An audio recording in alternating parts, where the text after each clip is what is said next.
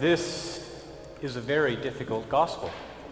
It is a very difficult saying from Jesus, but one that comes out of the same mouth of Jesus, who said, "Love those who hate you."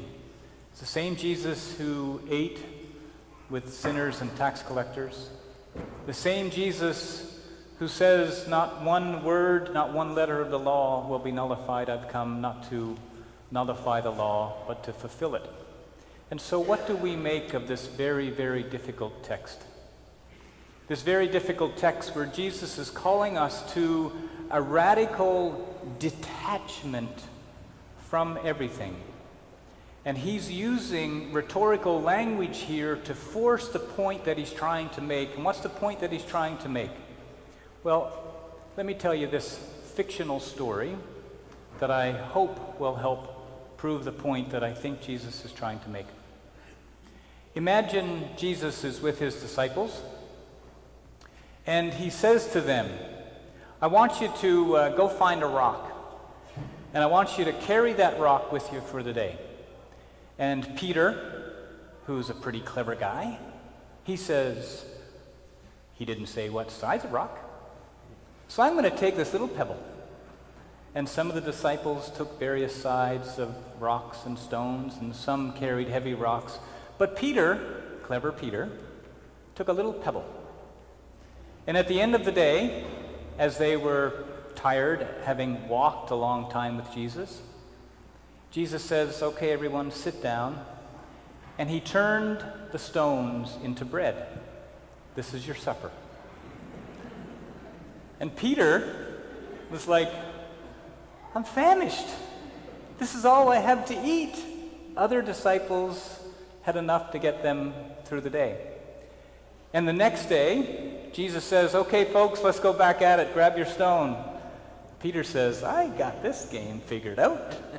He carries a big stone with him the whole day. He's exhausted. He can barely even do it. And at the end of the day, Jesus says, "Now, throw your stone in the river." Peter was like, I thought you were going to turn it into bread again. I thought I was going to have a big meal at the end of this.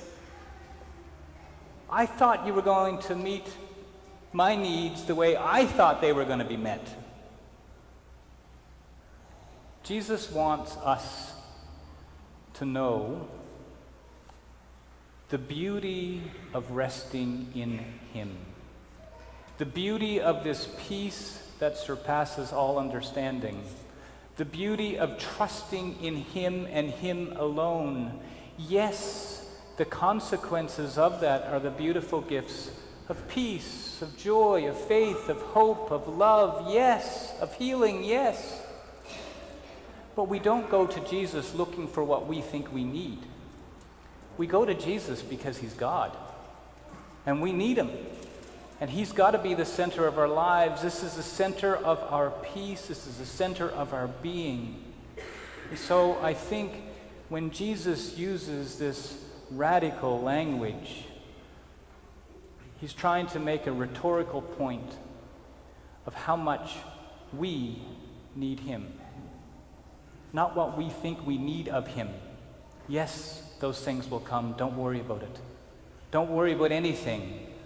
But by prayer and surrender with thanksgiving, make your request known to God, and the peace of God, which surpasses all understanding. This is what we desire. Intimacy with him, and Jesus wants us to know that deeply in our souls. Amen.